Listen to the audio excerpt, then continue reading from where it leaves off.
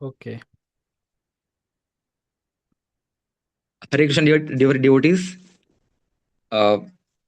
जो आपके समक्ष बैठे हैं,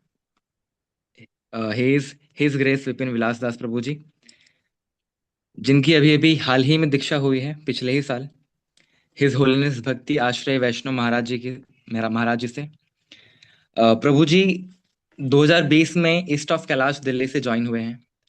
तब से प्रभु जी प्रीचिंग के कार्य में रत हैं। और हम जिस चीज को बहुत ही कठिन मानते हैं, जो कि है बुक डिस्ट्रीब्यूशन, उसमें प्रभु जी पेटी पेटी के पेटी हर साल अ, वितरण कर देते हैं।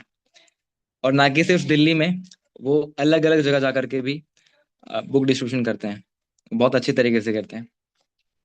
प्रभु जी हाल अभी फिलहाल में 1 साल से प्रभु जी दिल्ली में गोविंदपुरी में गोकुल धाम नाम से एक बेस कैंप चला रहे हैं, जिसमें जो बाहर से लड़के होते हैं जो पढ़ने आते हैं नए नए शहर में, दिल्ली में, तो काइंड ऑफ पेजी है, बट उस पेजी में पूरा ही एक ऐसा एटमॉस्फेयर बनाया हुआ है, जहाँ पे आपको सुबह मंगल आरती करनी होती है, एंड आफ्टर दैट श्रृंगार आरती, फिर उसके बाद जो दिनचर्या होती है उसमें रत हो जाते हैं। ये सब प्रभु जी के अंडर में है, और प्रभु जी के अंडर में काफी सारे डिवोटीज भी वर्क करते हैं, और जो पूरा बेस कैंप है वो प्रभु जी के अंडर में है। और प्रभु जी लोकली भिंड से हैं, और हम सबके प्यारे कौशल प्रभु के बड़े भाई हैं। तो आज हम सबका बहुत सौभाग्य है कि प्रभु जी हमारे समक्ष हैं, और प्रभु जी से हमें लेक्चर लेने का सौभाग्य मिल रहा है। हरे कृष्णा। वाञ्छाकल्पतरुभ्यश्च कृपा सिन्धुभ्येव च पतितां पावनेभ्यो वैष्णवेभ्यो नमः। Hare Krishna. Yes Prabhu ji, you can continue now. Hare Krishna. तो मेरी प्रोफाइल दिख रही है? दिख रही है फ्रंट पे? प्रोफाइल नहीं दिख रही फ्रंट पे? ठीक है, हम पहले मंगलाचरण करते हैं, जो कि हमारी परंपरा है। ओम अज्ञानतिमिरान्धस्य ज्ञानञ्जनाशलाकया चक्षुरुन्मिलितं येन तस्मै श्रीगुरुवे नमः। श्रीचैतन्यमनोभीष्टं स्थापितं येन भूतले स्वयं रूपः कदा मह्यं ददाति स्वपदान्तिकं।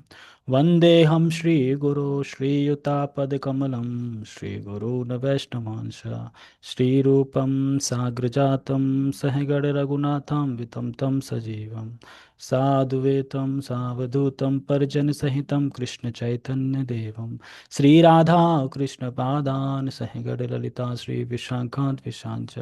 हे कृष्ण करुणा सिन्धु दीनबन्धो जगत्पते गोपेश गोपिकान्त राधाकान्त नमस्तते। तप्त कांचन गौरांगी श्रीराधे वृंदावनेश्वरी वृषभानुसुते देवी प्रणमामि हरिप्रिये। वाञ्छाकल्पतरुभ्यश्च कृपा सिन्धुभ्य एव च पतितानां पावनेभ्यो वैष्णवेभ्यो नमो नमः। जय श्री कृष्ण चैतन्य प्रभु नित्यानंद श्री अद्वैत गदाधर शिवासादि गौर भक्तवृंद। हरे कृष्णा कृष्णा कृष्णा हरे हरे, हरे राम राम राम हरे हरे। रामाय रामभद्राय श्रीरामचन्द्राय वेदसे रघुनाथाय नाथाय सीताया पते नमः। नमो विष्णुपादाय कृष्णपृष्ठाय भूतले श्रीमते भक्तिवेदान्त स्वामिन् इति नामिने। नमस्ते सारस्वते देवे गौरवाणी प्रचारिणे निर्विशेष शून्यवादी पाश्चात्य देशतारिणे।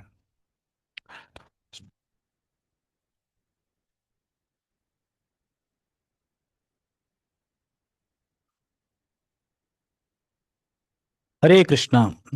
तो आप सभी भक्तों का स्वागत है आज की इस छोटी सी सत्र में, क्लास में। तो हम ज़्यादा समय नहीं लेंगे, 30 से 35 मिनट।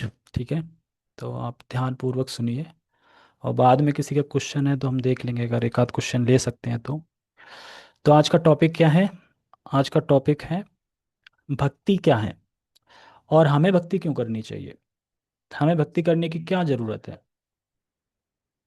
तो इस विषय पे हम कुछ समझेंगे शास्त्र से। ठीक है, तो श्रीमद् भागवतम में है एक नाइन्थ कैंटो में, जहाँ तक मुझे याद आ रहा है नाइन्थ कैंटो में श्रीमद् भागवतम में अम्बरीश महाराज की स्टोरी आती है। ये है चौथे अध्याय में, नाइन्थ कैंटो में चौथे अध्याय में 18 से 20 नंबर श्लोक। तो वहाँ पे श्रील प्रभुपाद जी अपने लेक्चर में बताते हैं कि भक्ति क्या है। यानी एक, अगर हम किसको कह सकते हैं कि ये भक्ति है, किसको कह सकते हैं ये भक्ति नहीं है। तो उसमें अम्बरीश महाराज का एग्जाम्पल देते हैं। मैं आपको श्लोक भी दिखा देता हूँ साथ में, ताकि आप कनेक्ट कर पाए उस चीज़ को। हम्म,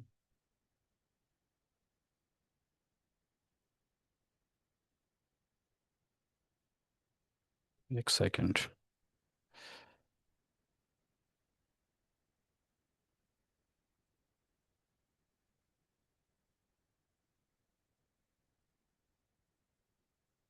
क्या खुल गया?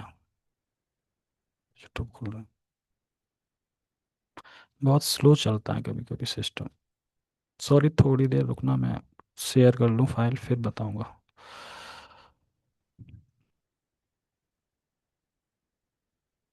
यस, आपको इसमें दिख रहा होगा भगवत गीता। तो भगवत गीता में भी श्रील प्रभुपाद जी बहुत बार कोट करते हैं इसको। और बहुत फेमस श्लोक हैं ये 18 से 20, आप सबको पता होगा इसके बारे में, वैसे बताने की ज़रूरत है नहीं, लेकिन फिर भी। तो अम्बरीश महाराज का एग्जाम्पल देते हैं। जो अम्बरीश महाराज थे वो उस पूरे पृथ्वी के सम्राट राजा थे। और राजा होने के साथ साथ वो राज कार्य भी करते थे, लेकिन राज कार्य करते हुए भी वो अपने मन को कृष्ण के चरणों में हमेशा लगा के रखते थे। यानी कभी भी उनका मन भगवान कृष्ण के चरणों से दूर नहीं जाता था। जैसे भगवत गीता में भगवान अर्जुन को भी कहते हैं कि माम स्मरण युद्ध चा, मेरा स्मरण करते हुए युद्ध करो। तो उसी प्रकार से एक राजा अपना कर्तव्य निभाते हुए भी अपने मन को सदैव भगवान के चरणों में लगा के रखते थे। जब भी कहीं देखते थे, कोई भी रूप दर्शन करते थे, तो भगवान का करते थे। जब भी कहीं जाते थे अपने पैरों से चल के, तो भगवान के मंदिर जाते थे। जब भी कुछ जीवा से चखते थे, तो भगवान के प्रसाद के अलावा कुछ नहीं चखते थे। और जब भी किसी विषय पे चर्चा करते थे, तो वैकुंठ गुणान वर्णन करते थे। यानी वैकुंठ मतलब भगवान से अभिन्न है, वैकुंठ भगवान का वैकुंठ है जो। तो वहाँ की चर्चा करते थे, कभी भी इस जगत की चर्चा नहीं करते थे। दर्शन भगवान का करते थे। और भगवान के चरणों पे जो तुलसी अर्पित होती थी, उस तुलसी अर्पित को चखते थे या घ्राण करते थे या सूंघते थे उसको, घ्राण लेते थे। यानी अपने जीवन में वो भगवान को छोड़ के कोई भी कार्य नहीं कर सकते करते थे। जो भी कुछ क्रिया करते थे वो भगवान से कनेक्ट रहती थी क्रिया। तो शिला प्रभुपाद जी बताते हैं कि उन्होंने अपनी सभी इंद्रियों को, नाक कान हाथ आंख मुंह, सभी इंद्रियों को भगवान की सेवा में अर्पित कर दिया था। इसी को भक्ति कहते हैं। ऐसा नहीं है भक्ति कोई एक अलग चीज है जो कहीं से चमत्कारिक रूप से होती होगी, नहीं। आप अगर भगवान के आदेशों के अनुसार जो कार्य कर रहे हैं वो भक्ति है। यानी भगवान जो चाह रहे हैं, भगवान ने जो इंस्ट्रक्शन दी है भगवत गीता में कि हमें क्या करना है, और आप उसको फॉलो कर रहे हैं, वही भक्ति है। अगर आप भगवान के इंस्ट्रक्शन को फॉलो नहीं कर रहे हैं, अपने मन घड़ंत तरीके से चल रहे हैं, अपने मन घड़ंत तरीके से आपने नियम बना लिए वो चल रहे हैं, तो वो फिर भक्ति नहीं है। तो बहुत इजी है भक्ति को समझना कि भक्ति क्या है। तो भक्ति का अर्थ यही है कि हम सभी उपाधियों से निर्मल हो जाएं। जो हमने उपाधियां ओढ़ रखी हैं कि मैं किसी का पति हूँ, मैं किसी की स्त्री हूँ, मैं किसी की बच्ची हूँ, मैं किसी का बेटा हूँ, है ना, मैं इस धर्म का हूँ, मैं हिंदू हूँ, मैं इंडियन हूँ, मैं पाकिस्तानी हूँ, एनीबडी, मतलब कुछ भी अगर सोच रहे हो आप, तो ये उपाधियां हैं जो आपने ओढ़ रखी है। नहीं, पति की उपाधि, है ना, माँ की उपाधि, बच्चे की उपाधि, ये सब ओढ़ रखी है।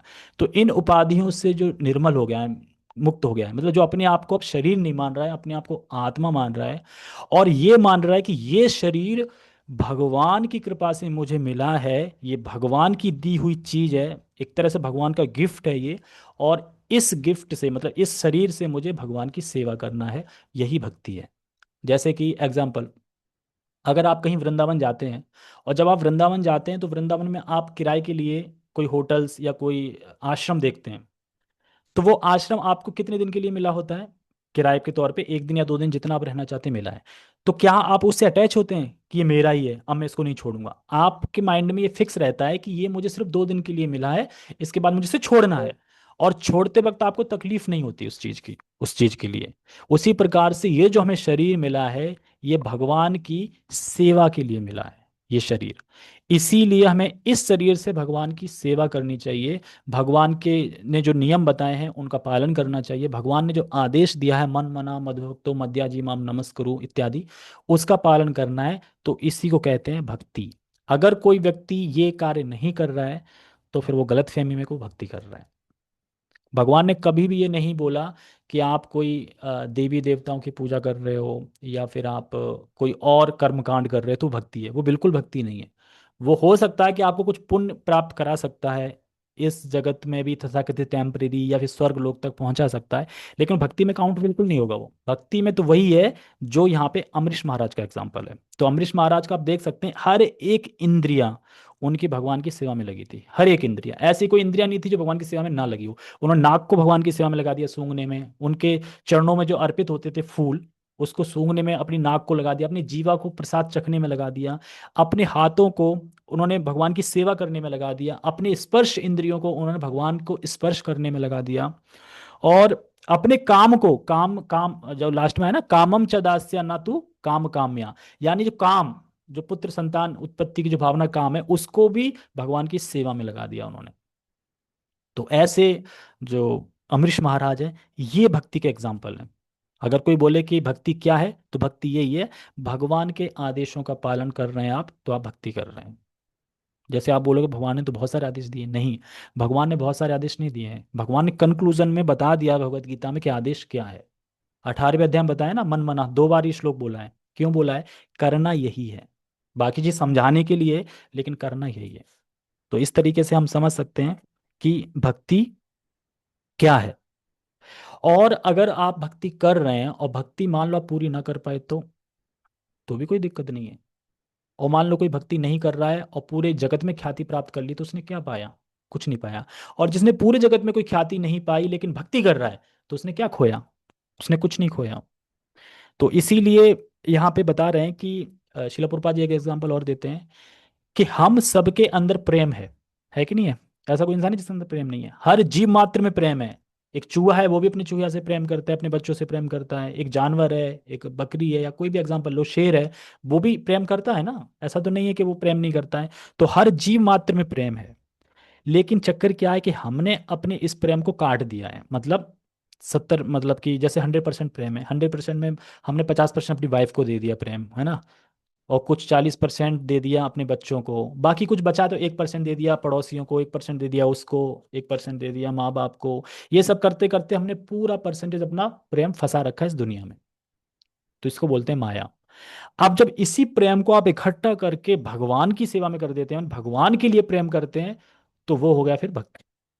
तो भक्ति इस प्रोसेस द सिंपल है बिल्कुल। क्योंकि कहते भी हैं भगवत गीता में, सुसुखम सुकर्तव्यम, मतलब कि जो भक्ति का जो कार्य है वो बिल्कुल सुसुखम है। मतलब उसमें कोई ज्यादा वो नहीं है। कर्म कांड में होता है, मैं यज्ञ करो, ये करो, हवन कुंड बनाओ, ब्राह्मण को बुलाओ, कोई गलती नहीं होनी चाहिए, बहुत कष्ट झेलने पड़ते हैं। लेकिन भक्ति में कोई कष्ट नहीं है।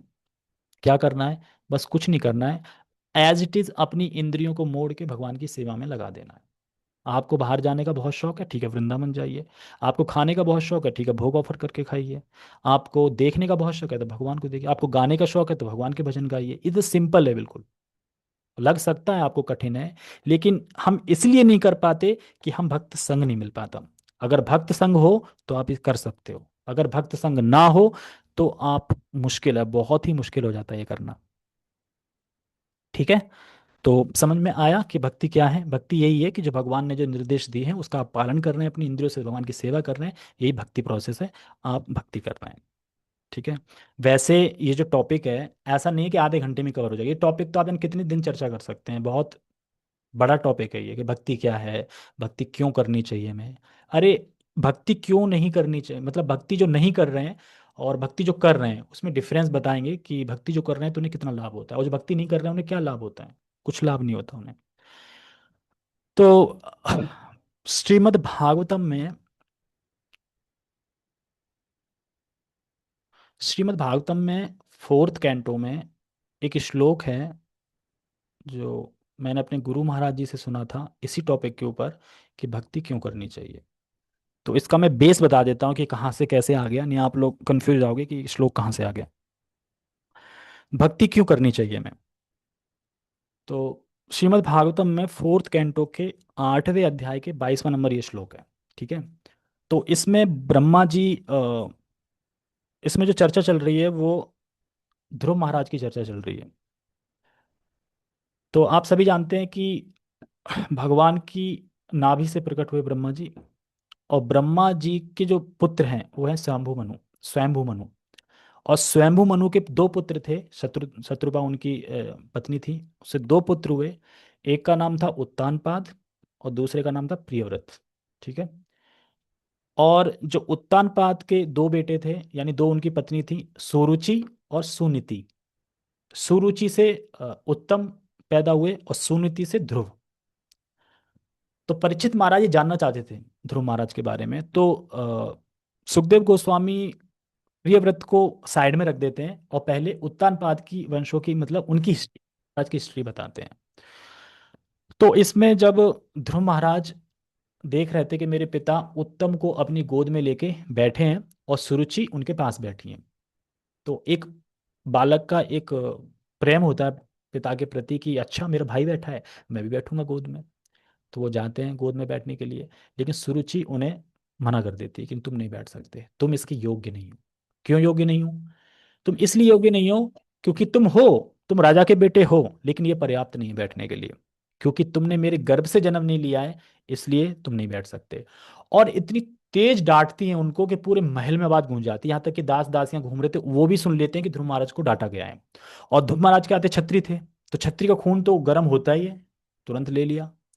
तो वहां से तो वो रोते रोते हुए आ जाते हैं। वो कहती हैं सुरुचि कि अगर तुम्हें यहाँ इस गोद में बैठना है तो उसके लिए आपको क्या करना पड़ेगा, कर्मकांड करना पड़ेगा, देवताओं की उपासना करनी पड़ेगी। नहीं, वही मैं चीज टॉपिक बताना चाह रहा हूँ, भक्ति क्यों करनी चाहिए। क्या बताया उन्होंने, आपको भगवान नारायण की तपस्या करनी पड़ेगी, वही आपको अगले जन्म में मेरी कोख से जन्म दे सकते हैं। फिर आप इस अ, पिता के गोद में बैठ सकते हो। तो इसका मैं तात्पर्य पढ़ूंगा पूरा, इस तात्पर्य से ही आपको क्लियर हो जाएगी भक्ति क्यों करनी चाहिए। क्योंकि खुद ध्रुव की माता खुद बोल रही है कि भगवान की शरण में जाओ, ये बिल्कुल नहीं बोल रही कि किसी आप देवता की शरण में जाओ या आप कुछ यहीं पे कर्म कांड कर लो या कोई आप यज्ञ कर लो। बिल्कुल नहीं बोल रही, क्योंकि वो भी जानती हैं कि अगर किसी की कोई इच्छित वर दे सकता है और या उसकी इच्छा को पूरा कर सकता है तो वो भगवान ही है, बाकी कोई इच्छा को पूरा नहीं कर सकता। बाकी इच्छा को पूरा करेंगे लेकिन वो टेम्पररी होगा, क्षणिक होगा, हमेशा के लिए नहीं होगा। तो फिर भी कोई नालायक होते हैं लोग, दुष्ट बुद्धि कहते हैं, अच्छा हमें भगवान की शरण में क्यों जाएं, हम क्यों विश्वास करें कि भगवान है, भगवान की शरण क्यों जाएं, हम क्यों शरण लें भगवान की। तो हमें भगवान की शरण क्यों लेनी चाहिए, अपनी ही भलाई के लिए। यानी भगवान की शरण लेने के लिए ऐसा नहीं कि दूसरे का भला होगा, आप ही का भला होगा। और मैं भगवत गीता के श्लोकों से भी कोट करके बता दूंगा कि भगवान बता रहे हैं कि जो भक्ति का पथ है, और भक्ति के पथ का जो जब शरण लेता है कोई, तो कितने महान महान भय से बच जाता है वो। और भगवान खुद ही कहते हैं कि जो देवताओं की पूजा करते हैं, उपासना करते हैं, वो कम बुद्धि वाले लोग हैं, या अविधि पूर्वकम है उसका। तो हमें भगवान की शरण क्यों लेनी चाहिए, अपनी भलाई के लिए। क्यों, क्योंकि भगवान भक्त वत्सल हैं, सुहृद हैं, हितैषी हैं।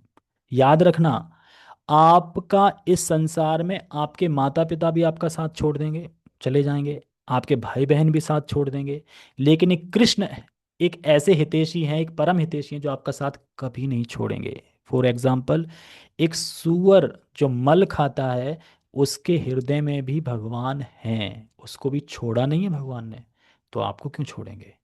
कौन सा मित्र है जो ऐसी जगहों पे मतलब आपको आपका साथ देगा।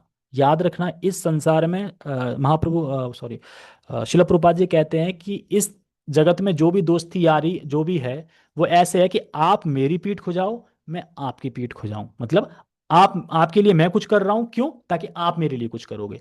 तो सारा कुछ रिश्ता यहाँ पे स्वार्थ पे टिका है, लेकिन एक स्वार्थ ऐसे ही एक कृष्ण है जो कुछ स्वार्थ नहीं देखते। आप मान लो आप जन्मों जन्मों भगवान से इतर मुख करे हुए हो, भगवान की कोई आपने आज्ञा नहीं मानी, हमेशा भगवान के विकर्म ही कर रहे हो, जो शास्त्र में बोला है भगवान ने वो नहीं कर रहे हो, लेकिन फिर भी भगवान की तरफ आप जैसे ही मुख करते हो भगवान तुरंत गले लगा लेते हैं आपको।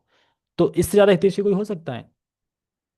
मैनी मैनी पास टाइम हैं, मैनी मैनी स्टोरीज हैं जिसमें हम देखते हैं कि भगवान को, जैसे कि गजेंद्र कितना अपना उसमें हाथी के रूप में जब था शरीर में, तो कितना मदमस्त अपना भोग में लगा था। लेकिन अंत समय में जब थोड़ा भगवान की स्तुति की तो भगवान तुरंत आए ना लेने बचाने। अजामिल कितना, मतलब उसने स्टार्टिंग में थोड़ा किया था, मतलब सुधर्म का पालन किया था, ब्रह्मचार्य पालन किया था। और तो उसके बाद जब उसका पतन हो गया और जब लास्ट मोमेंट में भगवान नारायण बुलाए तो आए ना चार दूत, विष्णु दूत उसकी सुरक्षा करने के लिए। तो यहीं से हमें समझना चाहिए, अगर हम भक्ति करेंगे तो भगवान हमारी सहायता करने के लिए तत्पर हैं और हमेशा आएंगे भी सहायता करने के लिए। और जो आपको चाहिए वो भी देंगे। ऐसा नहीं है कि जो आपको चाहिए, जिस इच्छा से आए थे वो पूरी नहीं करेंगे, वो भी करेंगे। तो हम इस श्लोक को पढ़ते हैं, उसका तात्पर्य पढ़ते हैं, इससे आपको बहुत कुछ क्लियर हो जाएगा इस टॉपिक में। तो ये श्रीमद् भागवतम अध्याय 4 स्कंद 8 22 नंबर श्लोक है, नहीं सॉरी, स्कंद 4 अध्याय 8 श्लोक क्रमांक 22 है। तमेव वत्साश्रय भूत भृत्य वत्सलम मुमुक्षुभि मृग पदाब्द पद्धतिम अनन्य भावे निज धर्म भाविते मनस्य वस्थाप्य भजस्व पुरुषम। भजस्व पुरुषम मतलब इस संसार में एक ही पुरुष है, कौन? पूर्ण पुरुषोत्तम भगवान श्री कृष्ण। उनका भजस्व यानी भजन करो, उनकी तपस्या करो। तो यहाँ पे सुनीति अपने पुत्र ध्रुव से कह रही हैं,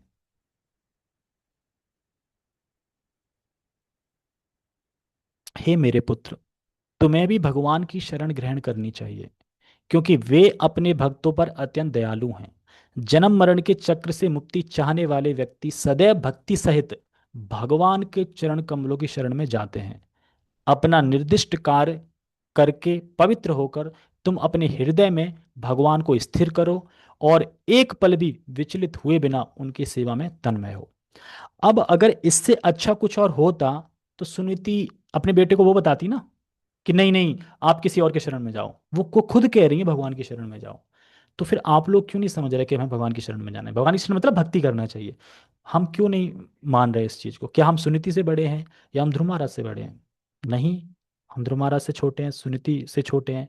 जब वो अपने पुत्र को खुद ही कह रही हैं कि भक्ति भगवान की शरण में जाओ, फिर भी नहीं हम जा रहे हैं। हम इतने जिद्दी लोग हैं कि हम जाना ही नहीं चाहते। हमारे हार्दिक प्रभु जी पूरी कोशिश कर रहे हैं, भैंस का प्रयत्न कर रहे हैं कि भिंड वाले लोगों को कुछ भक्ति प्रदान कर दें, कुछ लगा दें, लेकिन लोग मानते ही नहीं, लोग आते ही नहीं। इसी को कहते हैं प्रचार करना। क्योंकि बहुत बड़ी बात है, मैं गोविंदपुरी बेस को देखता हूं कि अगर एक किसी को एक को ले आओ क्लास में तो बहुत बड़ी उपलब्धि समझी जाती है। और फिर भी हार्दिक प्रभु देखो कुछ 10-12 लोगों को तो लेके आ ही रहे हैं, तो ये कम नहीं है। तो यही है मतलब कि रियल सेवा करना। इससे शिला प्रभुपाद जी और भगवान कृष्ण स्वयं प्रसन्न होते हैं इस चीज से, कि जब कोई इस तरीके से प्रचार करता है कि वो जानता है कि ये लोग अज्ञान में हैं, को ज्ञान देना। यस प्रभु जी। प्रभु जी हमारा कुछ भी नहीं है, बस जो भी है नरहरि प्रभु जी का है। उन्हीं से जो भी सीखे उन्हीं के माध्यम से कर रहे हैं। हाँ, हर कोई माध्यम से ही कर रहा है, श्रृंखला से ही कर रहा है, लेकिन निमित्त तो आप ही है ना, है ना? तो और वो भिंड शहर में, दिल्ली में चलो मैं मान भी लूँ कि लोग ठीक है, भिंड शहर में आप क्लास ऑर्गेनाइज करके लोगों को बुलाना भाई बड़ा टफ है, सच में। ठीक है, तो हम इसका तात्पर्य भी पढ़ते हैं। देखो, सुनीति ने अपने पुत्र को जो भक्तियों की पद्धति बताई वह भगवत साक्षात्कार की आदर्श विधि है। प्रत्येक व्यक्ति अपना स्वाभाविक वृत्तिपरक कार्य करता हुआ उसी के साथ ही अपने हृदय में भगवान को बसाए रख सकता है। एग्जाम्पल अम्बरीश महाराज, वो अपना वृत्तिपरक कार्य कर रहे थे, एक राजा थे, सम्राट राजा थे, सबका देखभाल कर रहे थे, लेकिन भगवान को अपने मन में बसा के रखा। तो यही करना है बस। आपका कॉलेज है, आप कॉलेज जाइए, आपकी जॉब है, आप जॉब पे जाइए, आप जो भी कार्य करिए, मना नहीं है।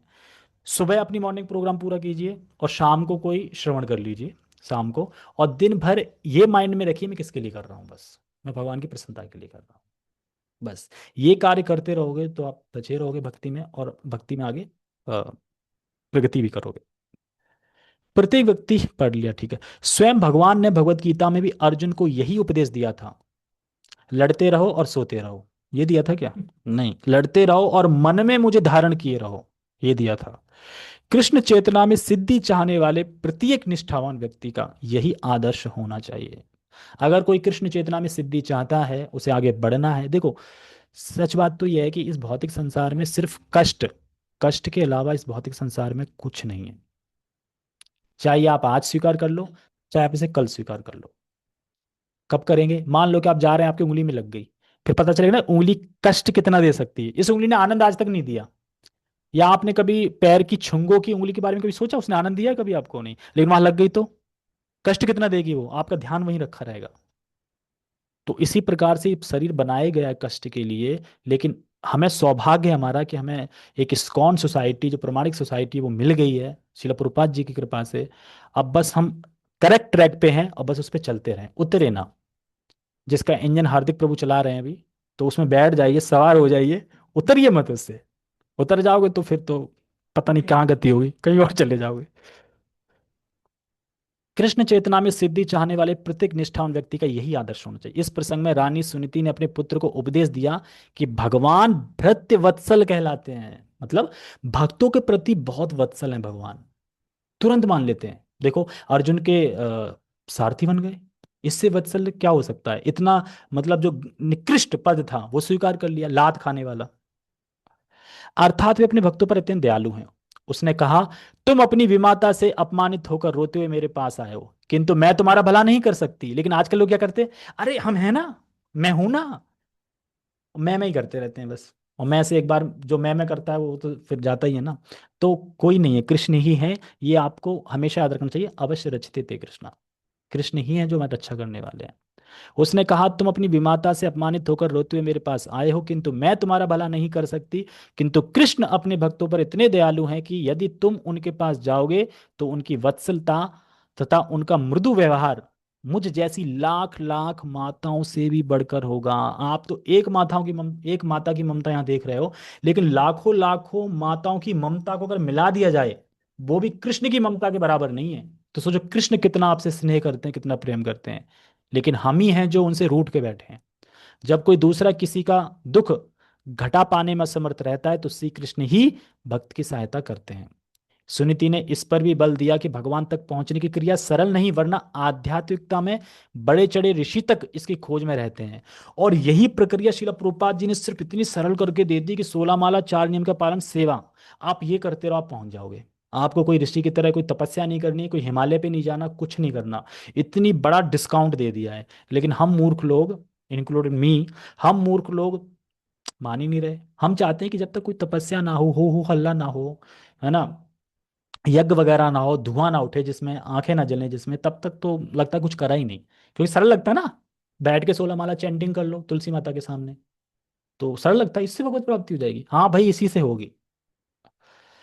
तो बड़े बड़े ऋषि तक इसकी खोज में रहते हैं। सुनीति ने यह भी बताया कि ध्रुव महाराज अभी 5 वर्ष के छोटे बालक हैं, अतः कर्म कांड द्वारा अपने आप को शुद्ध कर पाना उनके लिए संभव नहीं है। तो यही चीज यहाँ लागू होती है, कर्म कांड के द्वारा आप शुद्ध नहीं कर सकते।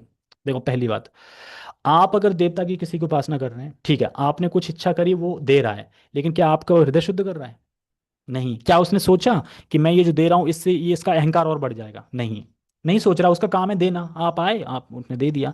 लेकिन जब आप भगवान के पास जाते हो कोई इच्छा लेके भी, तो भगवान अपने अकॉर्डिंगली देते हैं। किसको कितना देना है जिससे इसका अहंकार ना बढ़े, कितना देना जिसका हृदय शुद्ध हो जाए, और आगे चल के वो जो कुछ मांग रहा था वो इच्छा भी खत्म हो जाएगी और वो भगवत धाम की तरफ उन्मुख हो जाएगा। तो ये एक प्लस पॉइंट है भगवान के पास जाने का। कोई कह सकता है इसमें कि नहीं, इच्छा पूरी तो देवता भी कर सकते हैं। हाँ, लेकिन क्या देवता आपका हृदय शुद्ध कर सकते हैं? नहीं। भगवान इच्छा भी पूरी कर देंगे, हृदय भी शुद्ध कर देंगे। ये आप खुद ध्रुव महाराज के एग्जाम्पल से समझ सकते हो। वो क्या मांगने गए थे? ब्रह्मा जी से भी बड़ा पद। लेकिन दर्शन के बाद क्या बोलते हैं? अब मुझे कुछ नहीं चाहिए, मैं तो कांच के टुकड़े मांग रहा था, लेकिन आपने मुझे तो हीरा दे दिया। लेकिन फिर भगवान ने क्या किया? अच्छा ठीक है, फिर अच्छा मुझे देना नहीं पड़ेगा। नहीं, उससे वो ध्रुव लोक ही बना दिया पूरा। एक ध्रुव लोक पूरा बना दिया कि आप खूब हजारों साल यहाँ पे राज करो, मतलब इस राज्य पे, फिर ध्रुव लोक मतलब फिर वहां अपना संभालो। तो एक ध्रुव वैकुंठ बना दिया पूरा। तो ये भगवान की कृपा है। जैसे कि हमारे 2 हाथ हैं, हम 2 हाथ से भगवान से कितना मांगेंगे? और भगवान कितने हाथ हैं? असंख्य। अब भगवान जब देना चाहेंगे तो कितना देंगे? ठीक है, हमारे 2 हाथ, हम कितना रोकना बचा पाएंगे? और भगवान जब छीनना चाहेंगे तो हम बेवकूफ है ना। हम क्यों मांग रहे हैं और जुटाने में लगे हैं? अरे सरेंडर हो जाओ भगवान को, भगवान सारी आवश्यकताएं पूरी करेंगे। कौन सा श्लोक है वो? नेहा विक्रमिशनाशोस्ति प्रत्यवायो न विद्यते स्वल्प अमस्य धर्मस्य त्रायतो महतोपात। मतलब छोट थोड़ी भी प्रगति आपने, अगर थोड़ी भी आपने भक्ति करी तो उसका हाथ से नहीं होता, और महान भय से आपको वो उसकी रक्षा करती है। कहाँ पे थे, हाँ। सुनीति ने यह भी बताया कि ध्रुव महाराज अभी 5 वर्ष के छोटे बालक हैं, अतः कर्म कांड द्वारा अपने आप को शुद्ध कर पाना उनके लिए संभव नहीं है, किंतु भक्ति योग की विधि से 5 वर्ष से भी कम आयु का बालक, आप लोगों में से कोई 5 वर्ष से कम है क्या यहाँ पे? तो आपके लिए तो है ही ना फिर। 5 वर्ष से कम है वो जब कर सकता है, तो आप तो 5 वर्ष से ज्यादा हो ना, तो आप क्यों नहीं कर सकते? कर सकते हो।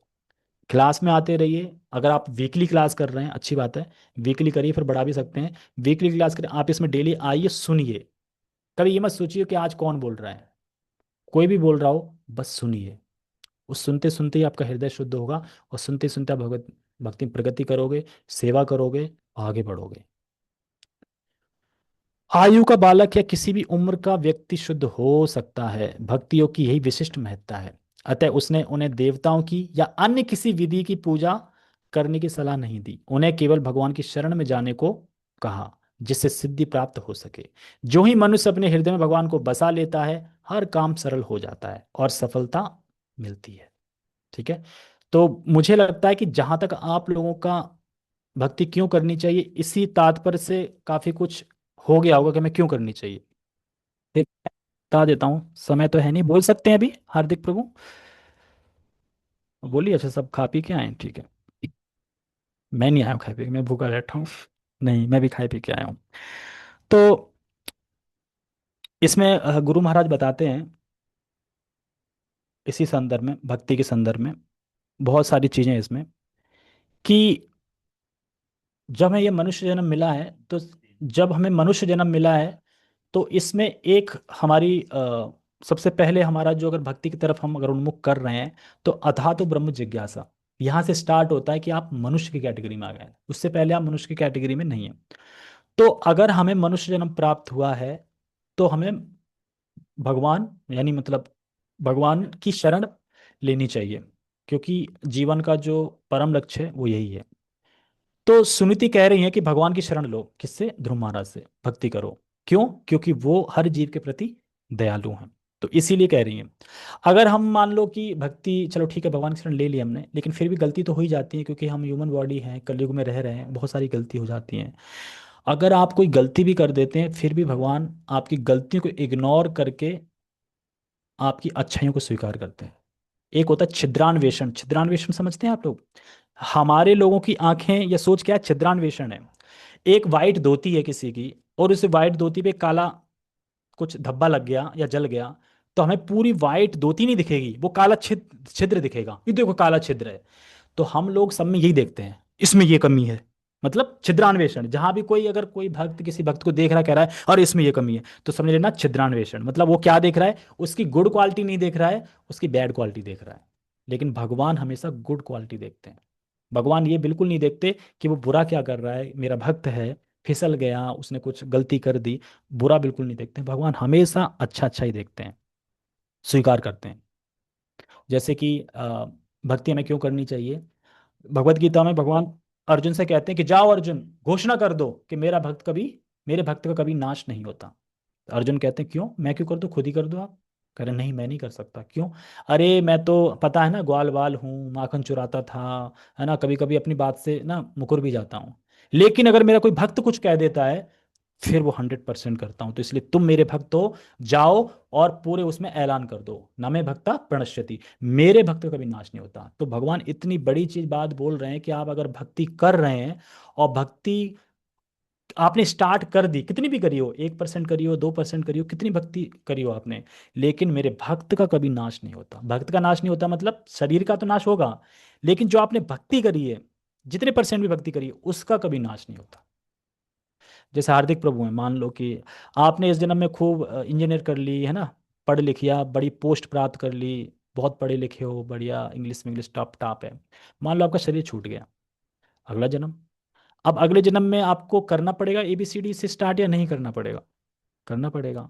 तो यानी इस जन्म में आप अगर मटेरियल कोई भी चीज इकट्ठी करते हो, तो वो सिर्फ कब तक है? जब तक आपका शरीर है। लेकिन स्पिरिचुअल चीज यानी भक्ति, आप इस जन्म में करते हो, आपने अगर 1% भी करी या 2% भी करी या जितनी भी करी, नेक्स्ट बर्थ में क्या होगा, वो वहीं के वहीं सेफ है और वहीं से स्टार्ट हो जाएगी। आप एग्जाम्पल देखते हैं कि आजकल छोटे छोटे बच्चे ही शुरू से ही मृदंग बजा रहे हैं, क्लास कर रहे हैं, बड़े बड़े भागवत कर रहे हैं। तो आपको क्या लगता है वो इसी में सीख गए, इसी जन्म से ही? नहीं, वो पिछले जन्म से है उनका, पिछले जन्म से उनका है। तो कहने का मतलब ये है पूरा पूरा कि एक तो हमें जन्म मृत्यु के चक्र से भगवान छुटाते हैं, अगर हम भगवान की भक्ति ग्रहण करते हैं, भक्ति करते हैं। और नहीं करते हैं तो बार बार जन्म मृत्यु जरा व्याधि, जन्म मृत्यु जरा व्याधि में हमें बार बार आना पड़ेगा। और आप लोग सोच रहे होंगे कि जन्म में क्या दिक्कत है। अरे भाई, जन्म में कितना कष्ट है आप नहीं जानते, क्योंकि भूल चुके हैं। हम मृत्यु से डरते हैं कि नहीं डरते हैं? सबको भय है कि नहीं है मृत्यु?